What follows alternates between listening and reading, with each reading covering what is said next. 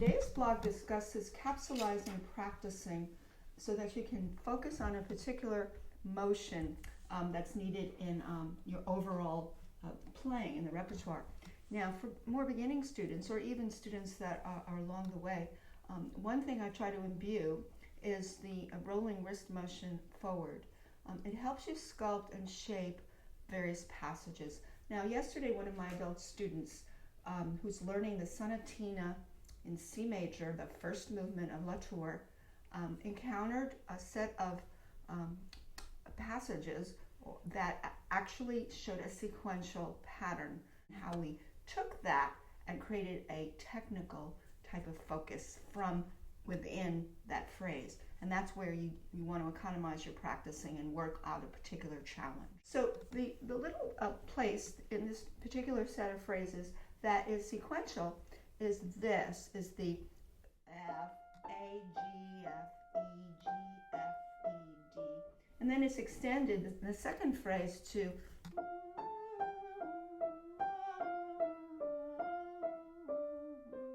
the motion that you can use to create more of a round, curvaceous kind of playing instead of pokey. And the pokey playing would be, and I don't want to demonstrate it, but be a lot of fast up and down finger action.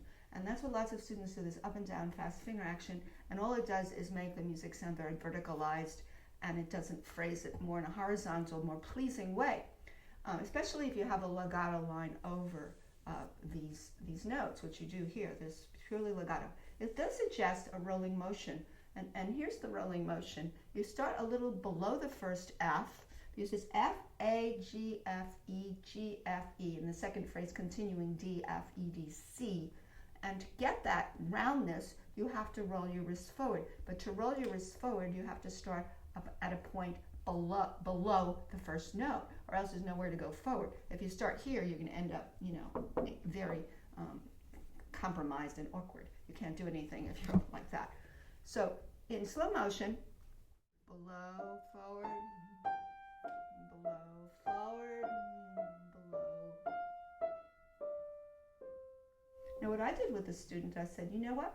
Let's practice that sequence going down many, many, many, many times. And she started up here. I said, let's start up here, way up high, and practice that motion continuously as you go down by steps, like this, rolling up, roll up, come down, roll up.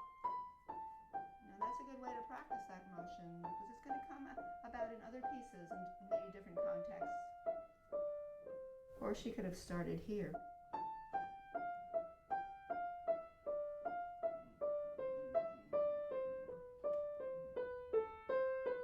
Do a lot more.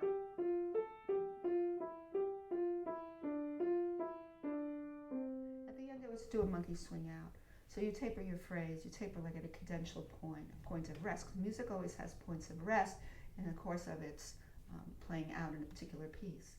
You can also do rhythm practice. Now the rhythm practice would still suggest the rolling forward motion. Could you see that?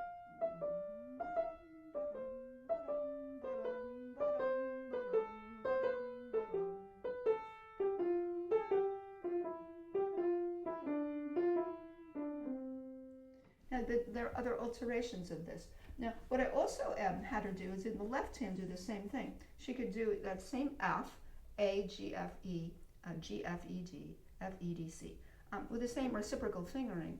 So instead of 1, 4, 3, 2, 1, it's 4, 1, 2, 3, 4, right? So she can do rolling forward, rolling forward, dip and forward, dip and forward, dip and forward, dip and forward. Right. So there you've capsulized your practicing and you've accomplished a certain challenge, meeting a certain challenge. It's a technical feat of accomplishment to learn how to roll the wrist forward. Now she could also do two hands when she's ready, like this. She could do it 2 octaves apart, not just an octave apart, to spread out the hands a little bit.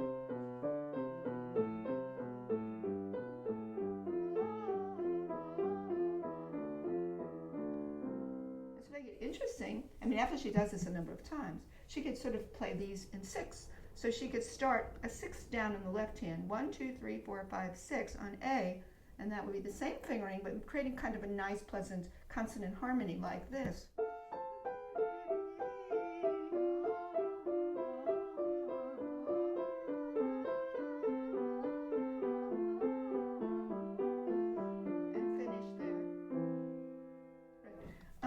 Let's see, so that would be 6. You can also do 10. So you could say, go 10 notes above the left hand playing the root, which would be the F, and start the right hand a 10th above. It would sound like this. So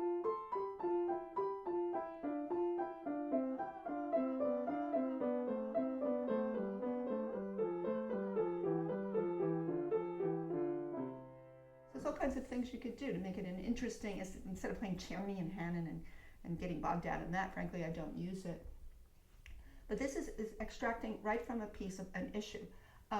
You can also have the student along the line do different articulations of that. Let's say slur the first 2 and do staccato in the last 2 notes, like this.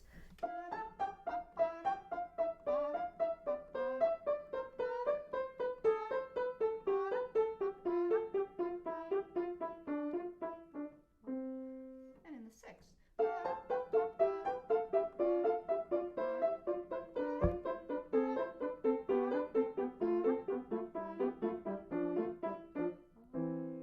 Some suggested things you can do.